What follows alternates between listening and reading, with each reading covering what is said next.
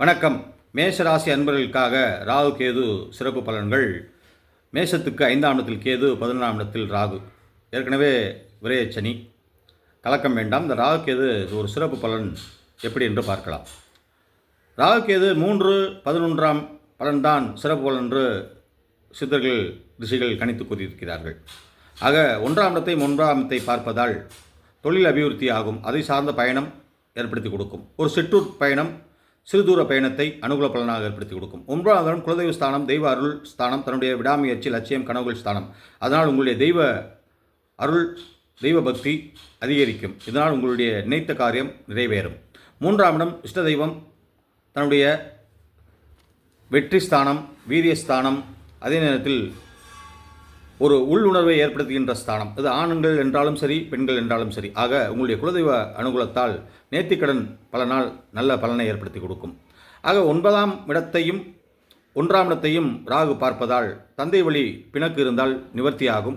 ஒருவேளை சொத்து சிக்கல், ஒன்றுவிட்ட சொந்தங்களால் ஏற்படுகின்ற பிணக்குகள் நிவர்த்தி ஆகின்ற காலகட்டங்கள். அதனால் சொத்து பிரிவு ஏற்படும். சொத்து திருத்தி அமைக்கின்ற காலகட்டங்களாக அமையும்.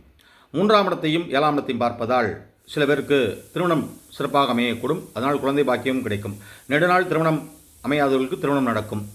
நெடுநாள் குழந்தை இல்லாத தம்பதிகளுக்கு குழந்தை பாக்கியம் கிடைக்கும். நெடுநாள் வேலை இல்லாமல் அரைகுறை வேலையாக இருக்கிறது, நிறைவான சம்பளம் இல்லை என்பவர்களுக்கு திடீர் சில பயணங்களால் வேலை வாய்ப்பு கிடைக்கும். ஆக பூர்வீக மாற வாய்ப்புகள் உண்டு.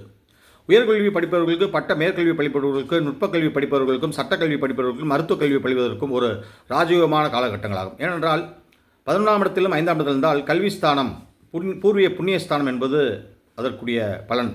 அதனால் மேஷராசி அன்பர்கள், இளைஞர்கள், யுவதிகள் துணிச்சலாக மேற்கல்வி படிக்கலாம். அது வெளியூரில் இருந்தும் படிக்கலாம், உள்ளூர் இருந்தும் படிக்கலாம், வெளிநாடு சென்றும் படிக்கலாம். அது ஒரு ஏதுவான காலகட்டங்களாகும். ஆக வேலைவாய்ப்பில் அனைத்து வேலைவாய்ப்பிலும் ஒரு சிறப்பு பலனை ஏற்படுத்திவிடும். வேலை அதிகமாக இருக்கும், கலக்கம் வேண்டாம். ஆனால் வருமானம் கூடிவிடும்.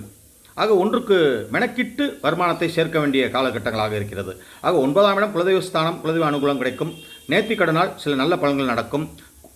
3ஆம் இடம் சிறுதூர பயணம், சுற்றுலா பயணம், திருத்தல பயணம் ஏற்படுத்தி கொடுக்கும். ஆக மேஷராசிக்கு விரேச்சனை என்றாலும் சுபவிவரங்கள் ஏற்படுத்தி கொடுக்கும்.